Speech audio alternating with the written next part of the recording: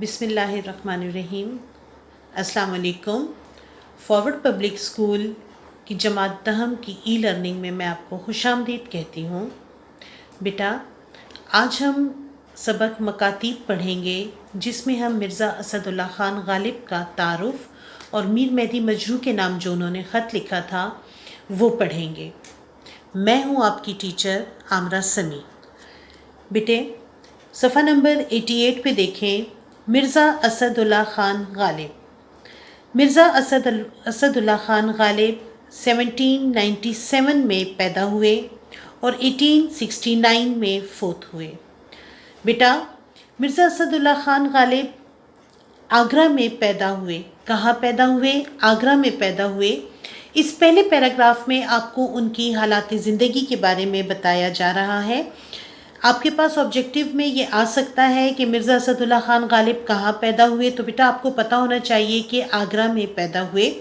آگرہ کو آپ under line کر لیں۔ نوجوانی میں دلی آئے اور اسی شہر کو وطن بنا لیا۔ آپ آگرہ میں پیدا ہوئے، پھر نوجوانی میں آپ دلی آئے اور اس شہر کو آپ نے اپنا وطن بنا لیا۔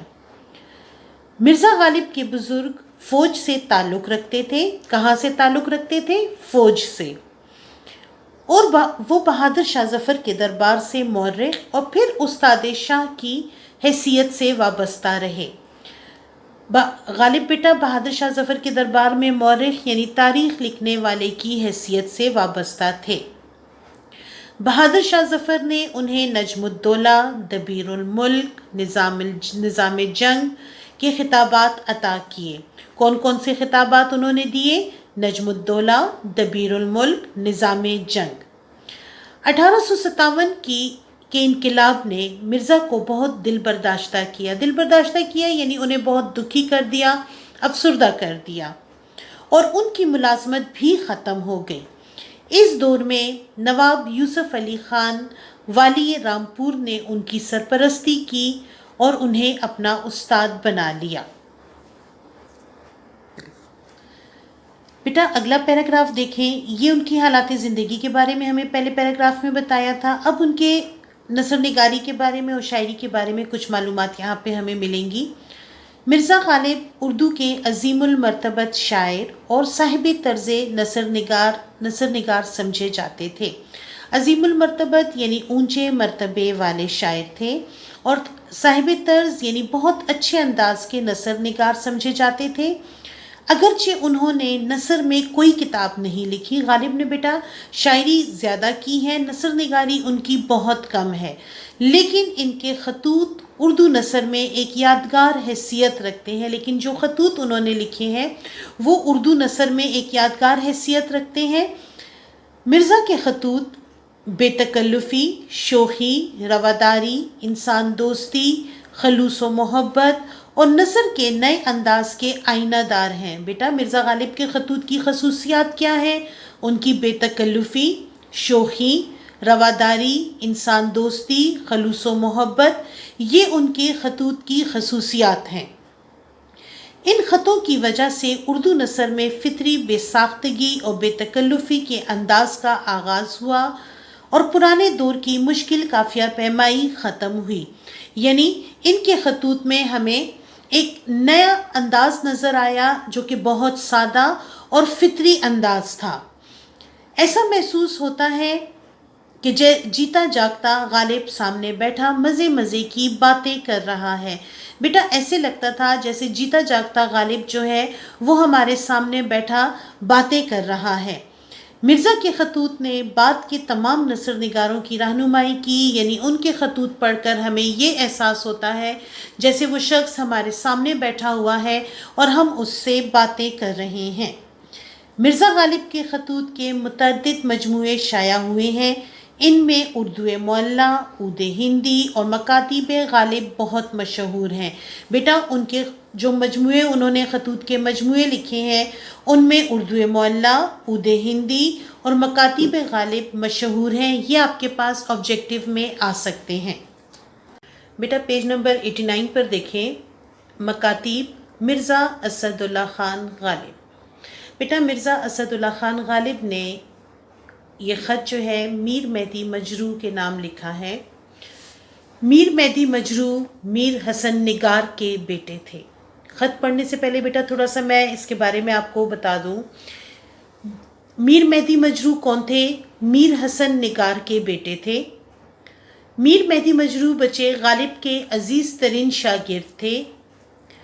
1857 کی جنگ میں، جب جنگ ہوئی 1857 کی، اس میں میر مہدی مجروح دلی چھوڑ کر پانی پت چلے گئے تھے۔ یہ خط جو آج ہم پڑھیں گے یہ مرزا غالب نے 1859 میں میر مہدی مجروح کو لکھا تھا، جس میں انہوں نے 1857 کی یعنی 1857 کی جنگ آزادی کے بعد کے حالات کے بارے میں بتایا ہے کہ ان حالات میں علمی اور ادبی محفلیں ختم ہو گئی ہیں، ان کے سب دوست ایک دوسرے سے بچھڑ گئے ہیں۔ اس خط میں بیٹا وہ اسی بات کا ذکر کر رہے ہیں۔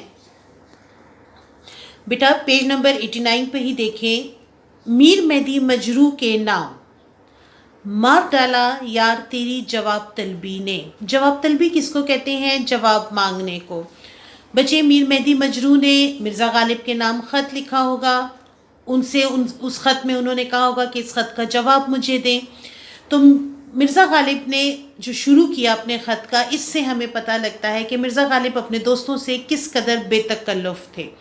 اب انہوں نے کہا مار ڈالا یار تیری جواب طلبی نے، یعنی تمہارے جواب طلب کرنے نے مجھے مار ڈالا، یعنی مجھے اس نے مشکل میں ڈال دیا ہے۔ اس چرخ کج رفتار کا برا ہو۔ چرخ کہتے ہیں بیٹا آسمان، کج ٹیڑھی، رفتار چال۔ یہاں پہ اس سے مراد ہے قسمت کی خرابی۔ غالب کہتے ہیں کہ ہماری قسمت ہی خراب ہے، ہم نے اس کا کیا بگاڑا تھا، ہم نے اپنی قسمت کا کیا بگاڑا تھا جو ہم پہ یہ حالات آئے، یعنی ہم سب دوست جو ہیں ایک دوسرے سے بچھڑ گئے، ہم دوست ایک دوسرے سے دور دور ہو گئے۔ ملک و مال جاؤ جلال کچھ نہیں رکھتے تھے۔ غالب کہتے ہیں ہمارے پاس تو کچھ بھی نہیں ہے، نہ ہمارے پاس ملک و مال ہے، یعنی ہمارے پاس کوئی حکومت نہیں ہے، کوئی روب دبدبہ ہمارا نہیں ہے، ہم تو ایک عاجز و مسکین سے لوگ ہیں۔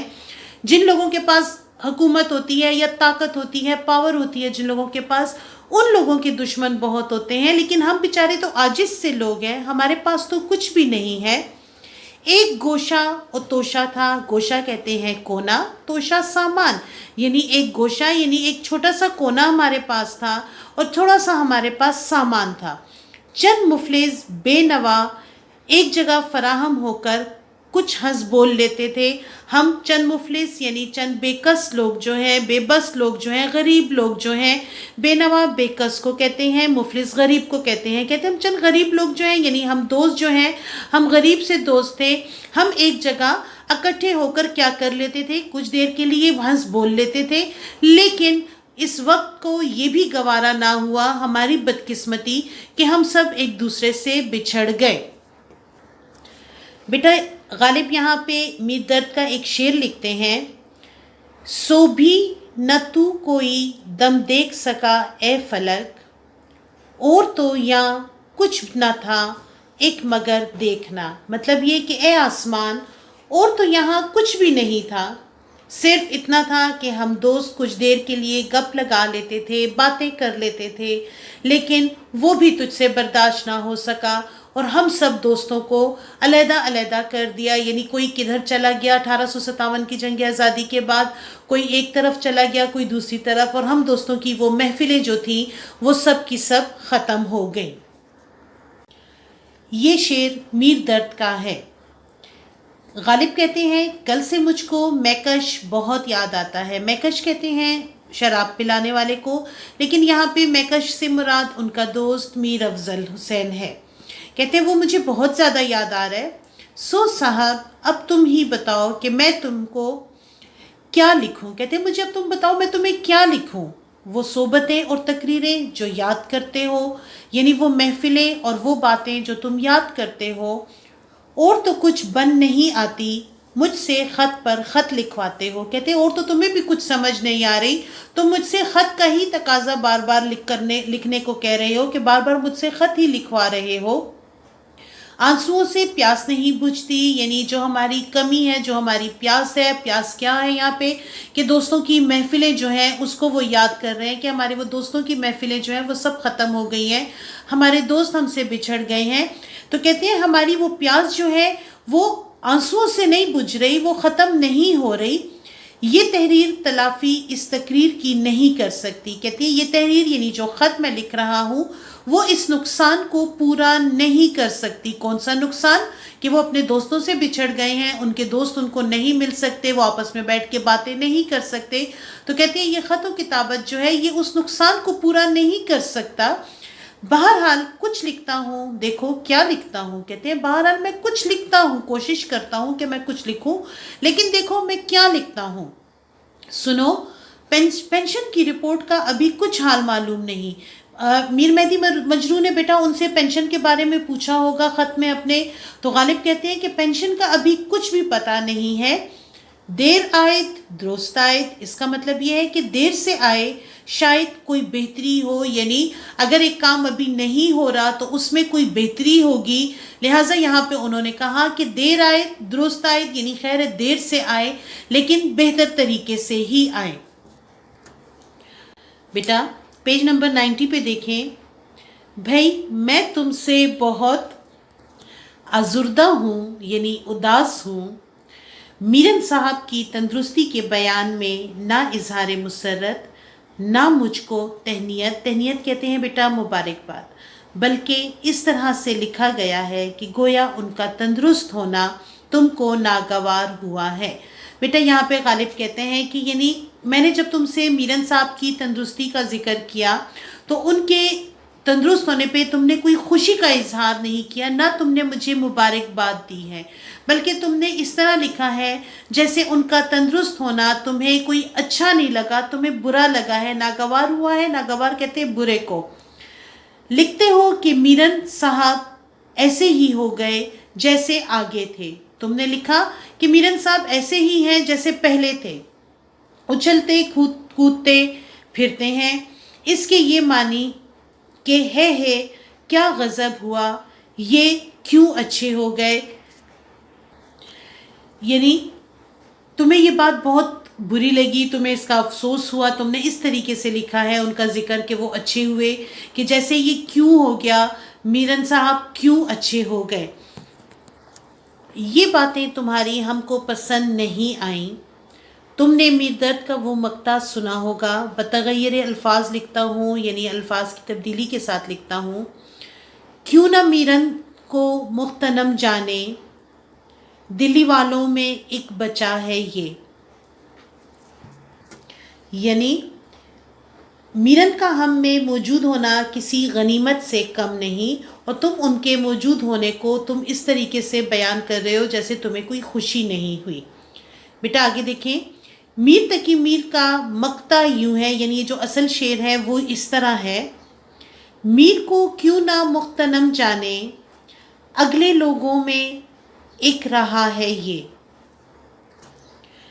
मीर की जगह मीरन और रहा की जगह बचा। क्या अच्छा तसरफ है, यानी कितना खूबसूरती से उन्होंने इसको तब्दील किया, इसका इस्तेमाल किया। अरे मियाँ तुमने और कुछ भी सुना? कल यूसुफ मिर्ज़ा का ख़त लखनऊ से आया। यूसुफ मिर्ज़ा भी उनके एक दोस्त थे। वो कहते हैं कल उसका ख़त लखनऊ से आया। वो लिखता है कि नसीर ख़ान उर्फ नवाब जान वालिद इनका दाइमुल हब्स हो गया, यानी उनका इंतकाल हो गया। दाइमुल हब्स हो जाना, इंतकाल हो जाना, फोत हो जाना। हैरान हूँ कि ये कैसी आफत आई। कहते हैं कि नसीर ख़ान उर्फ नवाब जान जो वालिद जो उनके हैं उनका इंतकाल हो गया। हैरान हूँ कि ये कैसी आफत आई। कहते हैं मैं हैरान हूँ कि ये कैसी मुसीबत आई है। यूसुफ मिर्ज़ा तो झूठ काहे को बोले लिखेगा, यानी यूसुफ मिर्ज़ा झूठ तो नहीं लिखेगा, खुदा करे उसने झूठ सुना हो। कहते हैं कि अल्लाह करे कि उसने ये ख़बर झूठी सुनी हो। मीर सरफराज हुसैन को दुआ पहुँचे। बेटा उम्मीद है आपको ये ख़त समझ आया होगा कि मिर्ज़ा गालिब ने मीर मेहदी मजरू के नाम जो ख़त लिखा था اس میں انہوں نے اپنی دوستوں سے بچھڑنے کے غم کو انہوں نے بیان کیا ہے کہ ان کے دوستوں کے جو دوست ان سے بچھڑ گئی ہیں، وہ محفلیں جو ان کی ختم ہو گئی ہیں، وہ کہتے ہیں ہماری یہ محفلیں، ہماری یہ دوستوں کی جو باتیں تھیں، یہ ہمارے خطوط کی وجہ سے، خطوط لکھنے سے اس کی کمی پوری نہیں ہوتی، لیکن یہاں پر وہ اپنے دوستوں کی کمی کو بہت زیادہ محسوس کر رہے ہیں۔